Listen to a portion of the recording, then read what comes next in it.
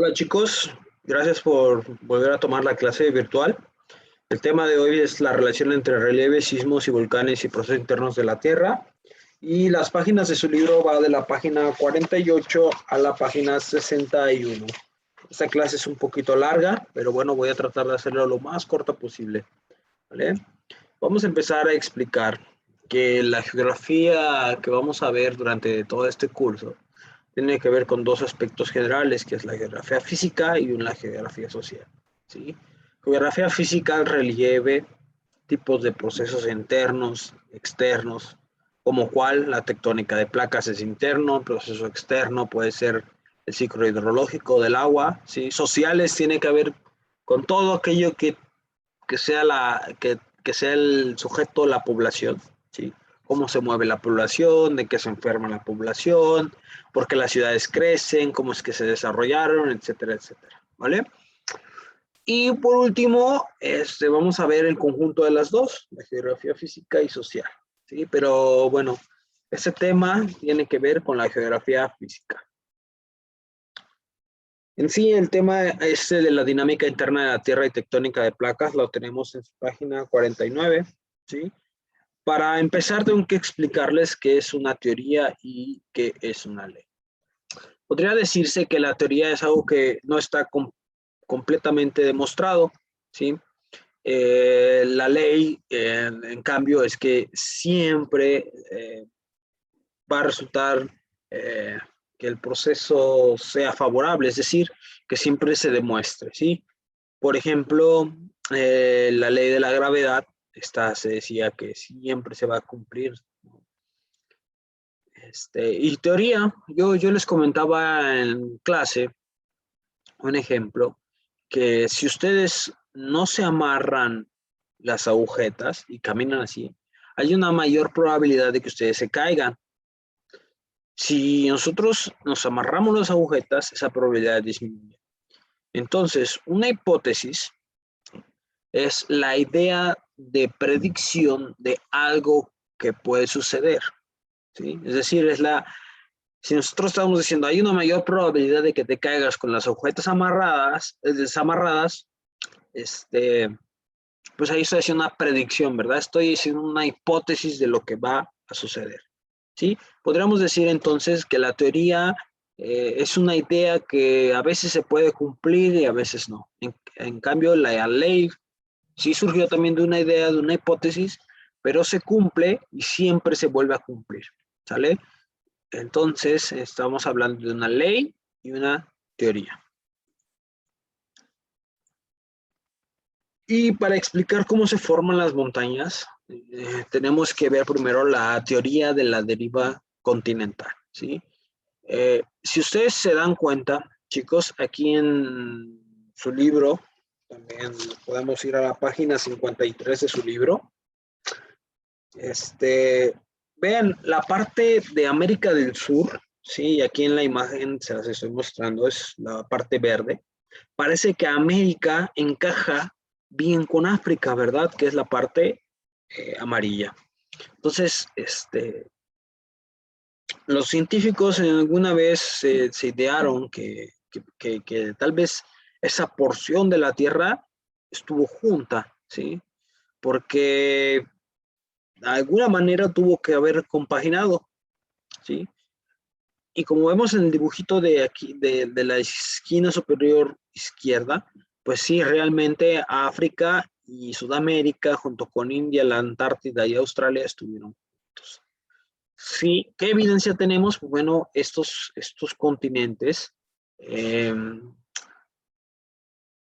primero tenían ajustes geométricos. Segundo, encontraron algunos fósiles, ¿sí? Animales que vivían o coexistieron en esos mismos sitios.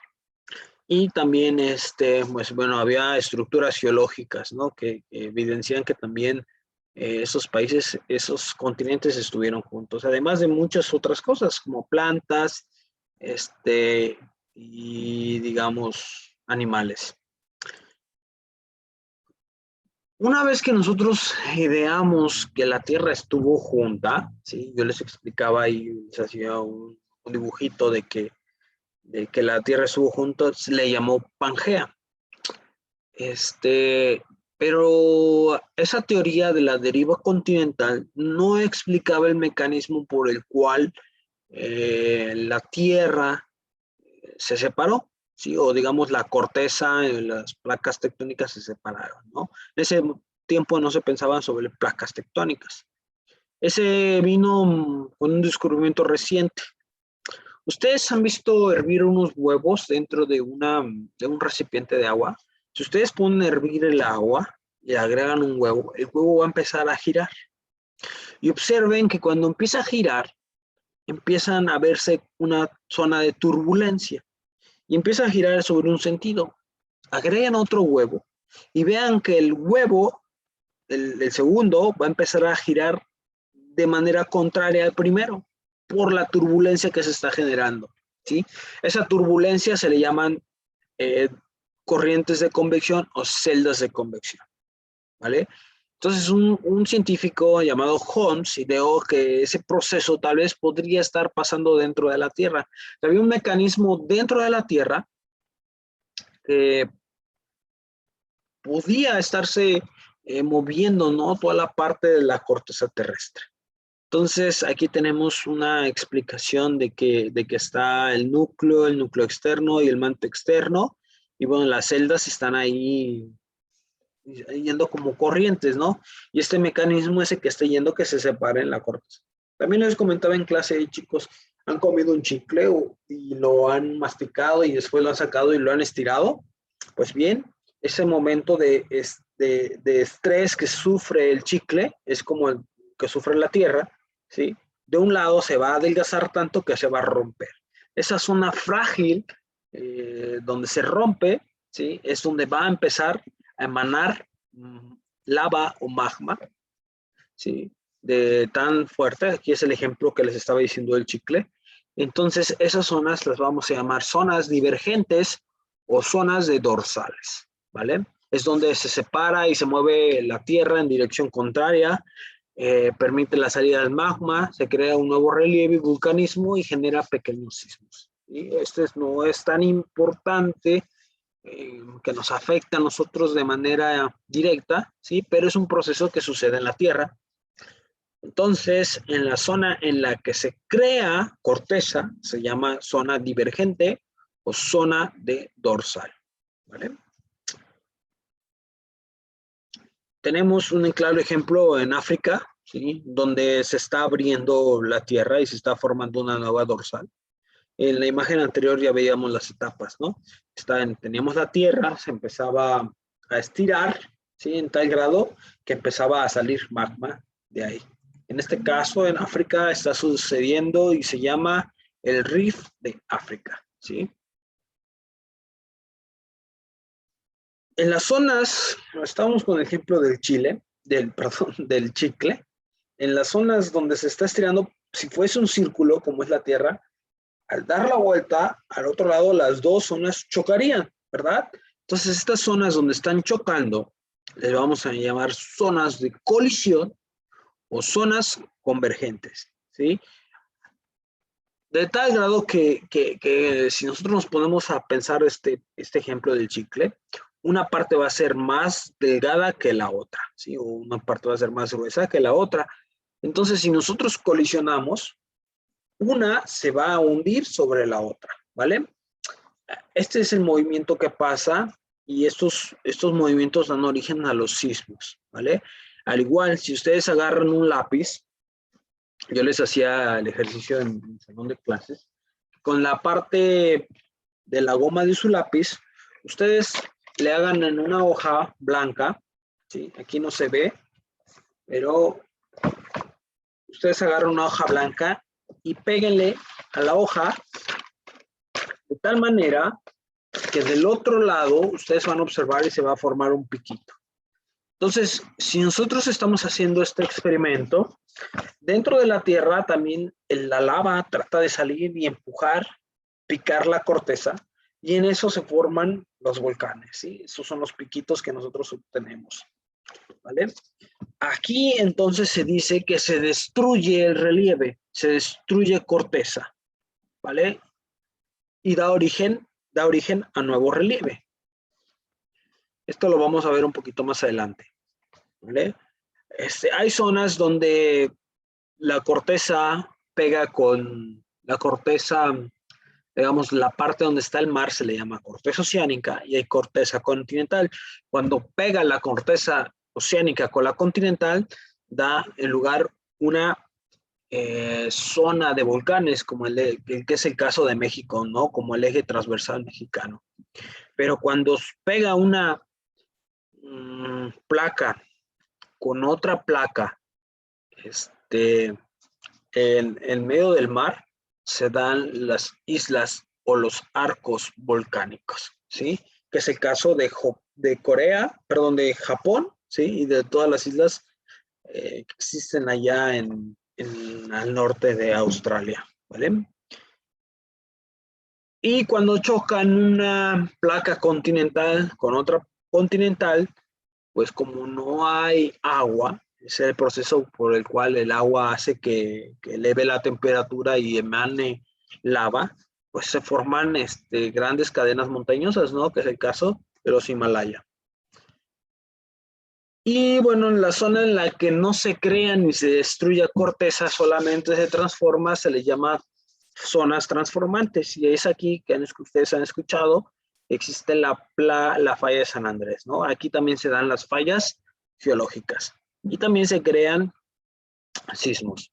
Entonces, chicos, a todo este rollo, ¿sí?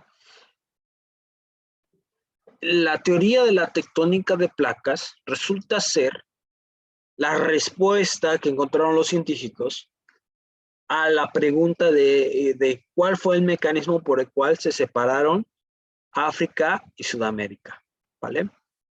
Existen otras cosas dentro de esta teoría que también dan explicación, por ejemplo, a las islas de Hawái, ¿sí? Que son puntos,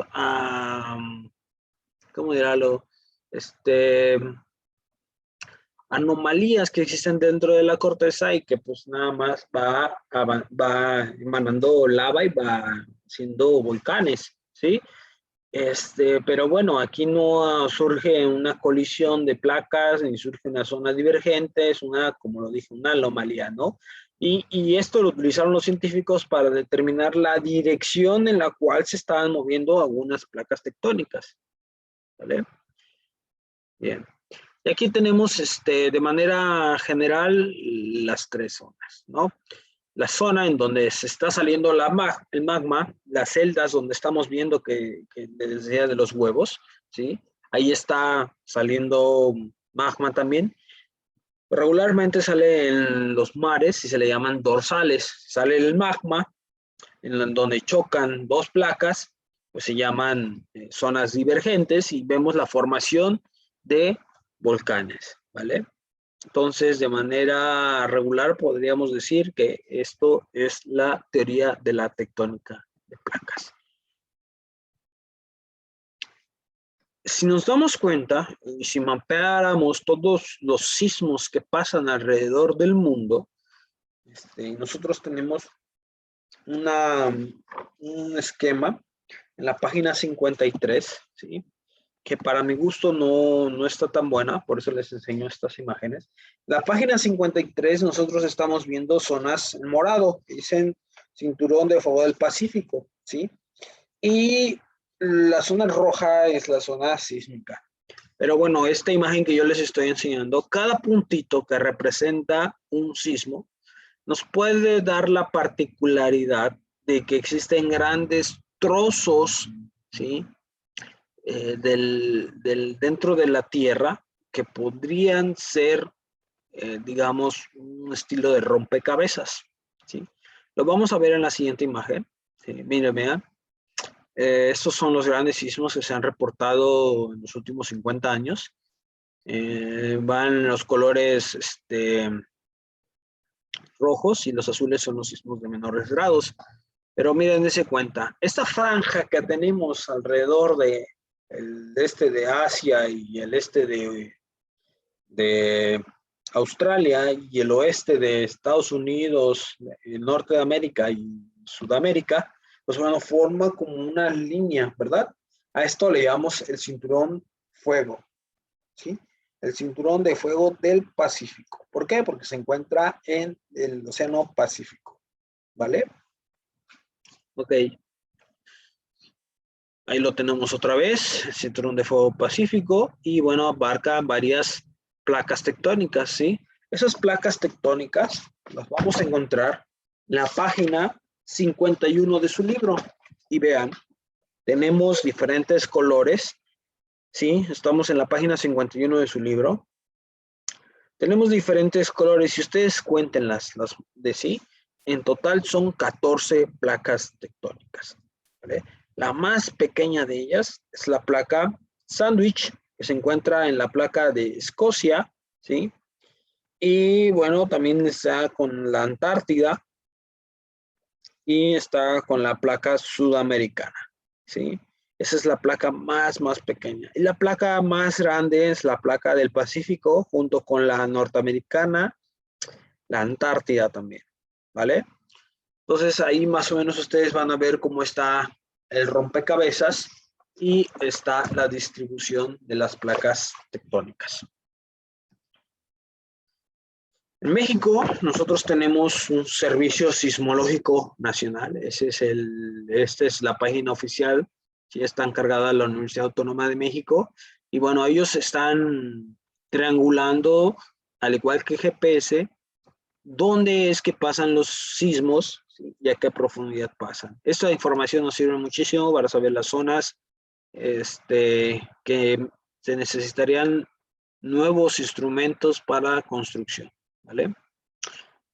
En México, chicos, nosotros tenemos nuestra imagen en la página 55 de su libro.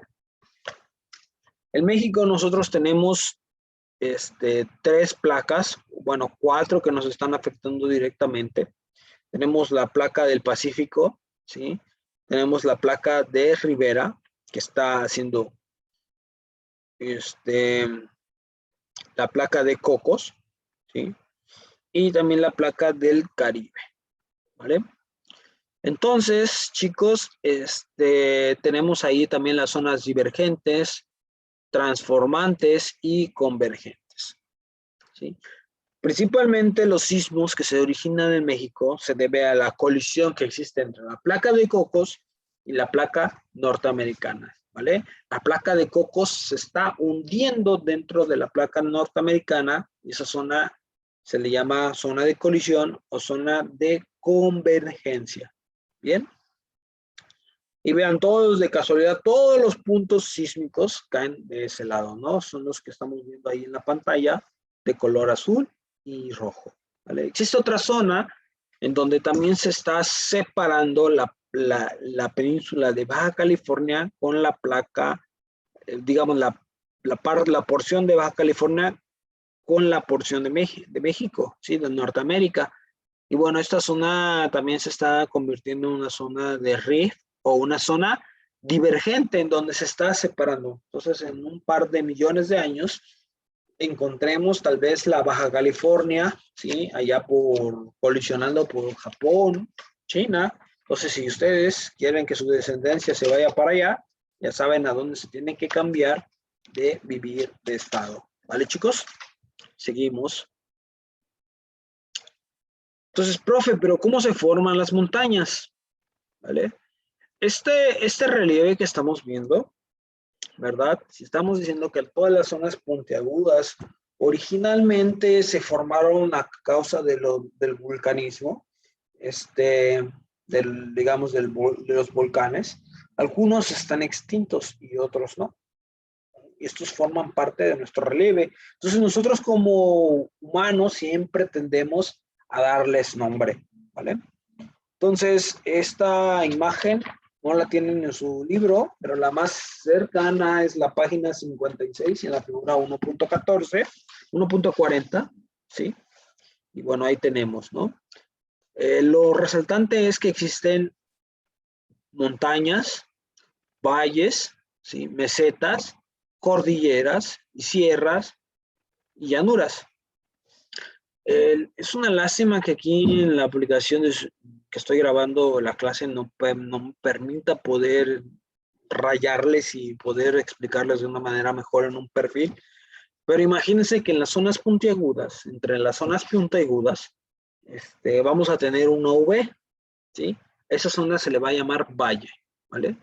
Entonces, cuando tenemos muchas montañas pegaditas, vamos a tener también valles entre las montañas. Pero al conjunto de montañas le vamos a llamar sierra. El conjunto de sierra, valles y colinas le vamos a llamar cordillera. Es un trazo muy, muy grande. En la figura de la derecha que está viendo aquí en la pantalla, estamos viendo, digamos, ya la forma real de cómo se ve, ¿no? El número 1 pertenece a una montaña y el número 2 pertenece a una sierra, ¿sí? Ya el número 3 pertenece a una llanura junto con un valle, ¿vale? Siempre en las partes más bajas, que son los valles, se van a acumular el agua. Eso es dentro del continente, pero si estamos cerca de una costa, o digamos del agua marina, la cosa cambia, ¿sí? La forma en la que se mete el mar dentro de la tierra se va a llamar bahía, ¿no? La forma en la que se sale la tierra y se mete al mar le vamos a llamar cabo, ¿sale? Dentro del cabo y la bahía siempre va a haber, digamos, esa forma curva, ¿sí? Y bueno, las playas, la parte entre digamos, la parte continental y la parte del mar, ¿sale? Ese es el medio que existe, playa. El istmo es una parte delgadita que existe y al último vamos a tener como una forma del cabo, pero unida por esta parte delgadita, así se va a llamar península.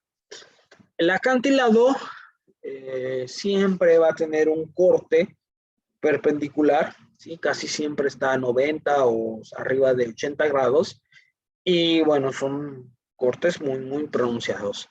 Las islas, digamos, son porciones muy grandes, ¿sí? Mientras que los islotes, pues imagínense la película de Piratas del Caribe donde nada más había una pequeña isla. A partir de esto vamos a ver los diferentes elementos. Esta es una fotografía real de la bahía de Acapulco, ¿sí?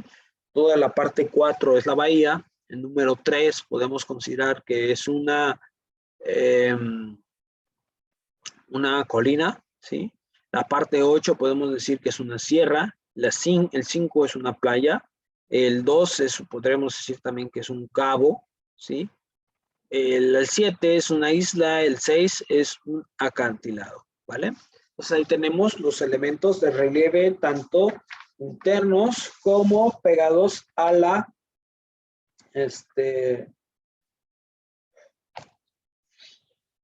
pegados al mar.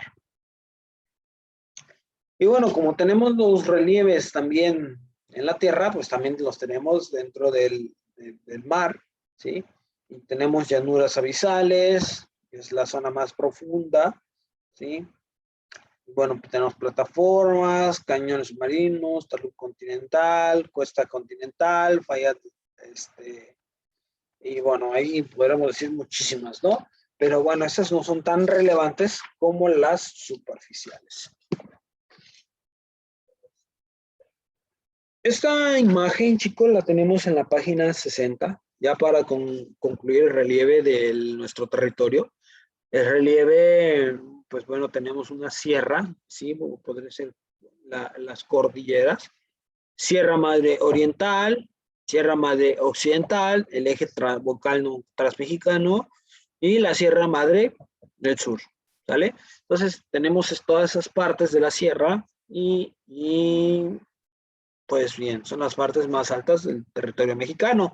Si lo vemos ahí, las altitudes pues llegan a los más de los 4,000 metros sobre el nivel del mar, mientras que las partes cercas a la costa pues son las partes más bajas.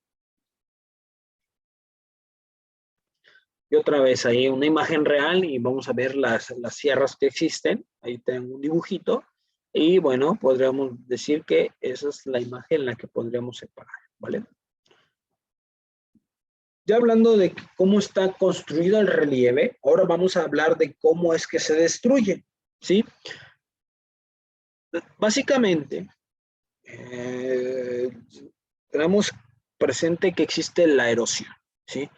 La erosión es la forma en la que se desintegran las rocas, el suelo, ¿sí? Que está constituido el relieve, ¿sí? Existe una erosión fluvial, eólica, glacial, pluvial, marina, gravitacional, ¿sí? Y tiene un ciclo, primero se erosiona, después se transporta y después se deposita, ¿sí? En los ríos siempre vamos a tener la parte de transporte, ¿sí? En las zonas montañosas vamos a tener las zonas erosivas y en las partes pegadas al mar vamos a tener las zonas de depósito. ¿Cómo es que se degrada el ambiente? Pues miren, aquí les tengo una imagen. Ustedes, si alguna vez ustedes se paran y observan una parte de un acantilado, van a ver esta fotografía del lado izquierdo, que las rocas están totalmente fracturadas, ¿sí?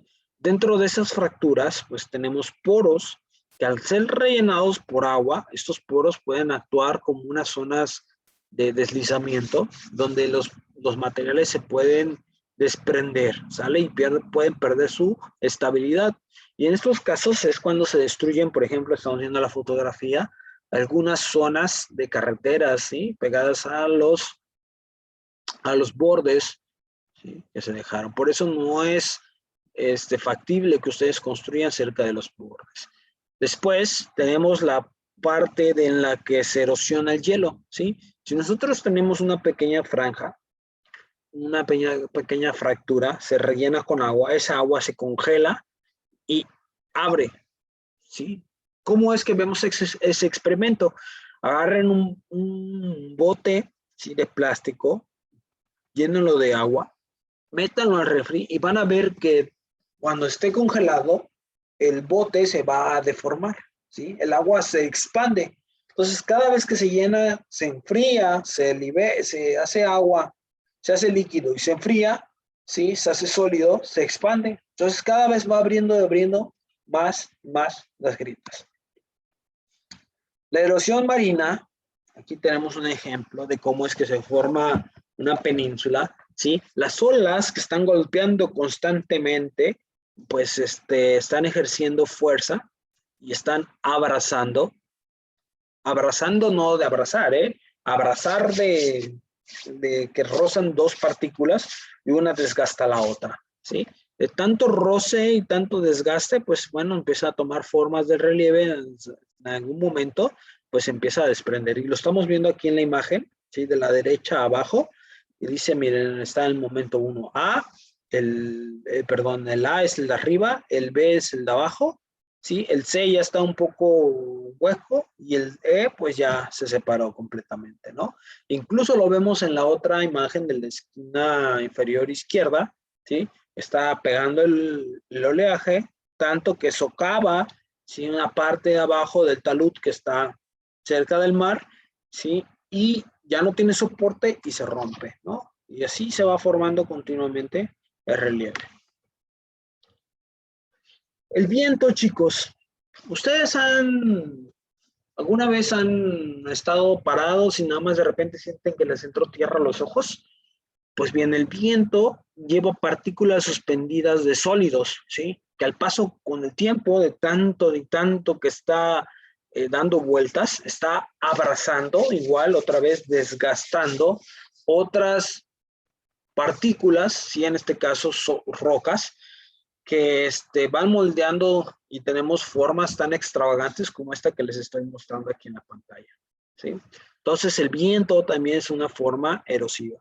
Y para finalizar, pues tenemos otros procesos gravitacionales, ¿no? Y aquí lo estamos viendo. Y estos suceden continuamente en las carreteras y los llamamos procesos de remoción en masa. Es una combinación entre la agrietación que tienen las rocas, el relleno de agua, el reacomodo de las partículas y digamos el deslizamiento de las mismas. ¿Sale? Siempre, para que suceda esto, tiene que haber una pendiente y un talud. ¿Y cómo lo vamos a ver? Un ejemplo, cuando nosotros estemos en campo y ustedes vayan en carretera, observen y fíjense que los árboles están como pandeando, ¿sí? De modo que están haciendo resistencia al movimiento, ¿verdad? Ese movimiento es que la Tierra está yendo hacia una dirección, ¿sí? Ese es un tipo de proceso de remoción en masa y bueno, también eso va moldeando el relieve. Vale, chicos, hasta aquí lo vamos a dejar. Recuerden, este tema fue de el relieve, ¿sí? Procesos internos de la Tierra, sismos y volcanes. Entonces, hasta aquí ya tienen que haber, ya dejan de haber contestado la tarea 7. Ese es el tema de la tarea 7. Y bueno, si tienen alguna duda, mándenme un WhatsApp y aquí los dejo. Bye.